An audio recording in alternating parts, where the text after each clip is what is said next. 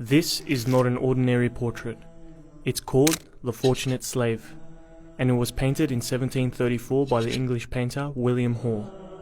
On the surface, it might look like a typical English painting, but what's really special about it is that amongst all the paintings of famous English men and women of the 18th century, this is the very first in which the subject is black.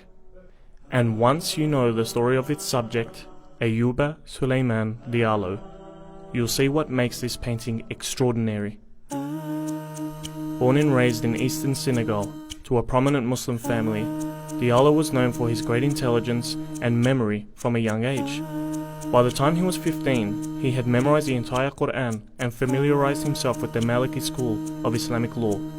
Unfortunately for Diallo, his life quickly changed, from one of study and scholarship to the horror of slavery.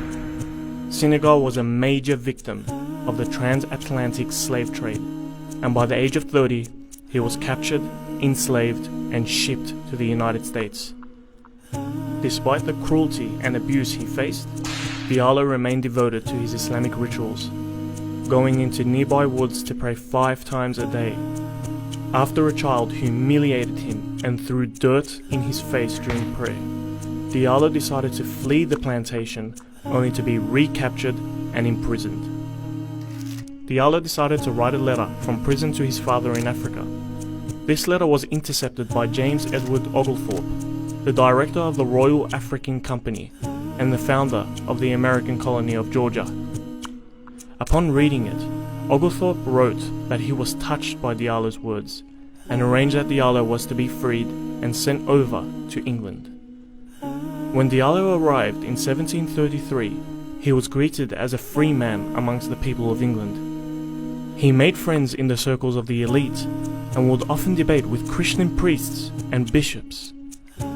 At a time known for its extreme racial prejudice, people were impressed with his intelligence, monotheistic beliefs, and piety. Diallo was approached by William Hall to paint his now famous portrait. What makes this portrait significant is not just the presence of a black man, it's the way he's depicted. When people of African descent were painted in the 18th century, they were almost always shown in racist and demeaning ways. Facial features were exaggerated unnaturally, and they were never the subject of the painting, usually being reduced to the background as scary and inhuman figures. This portrait was the first to depict an African Muslim ex-slave as not only human, but noble.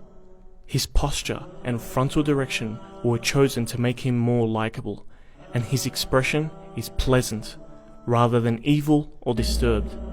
However, what really stands out is the red book hung around his neck. This book is one of 3 Qur'ans Diallo had written purely from memory during his imprisonment. In many ways, this portrait sums up his incredible story. A profoundly religious West African man, enslaved and abused, who won respect and freedom from a society that believed he was inferior, and who throughout his years in slavery never lost pride in his identity as a black Muslim.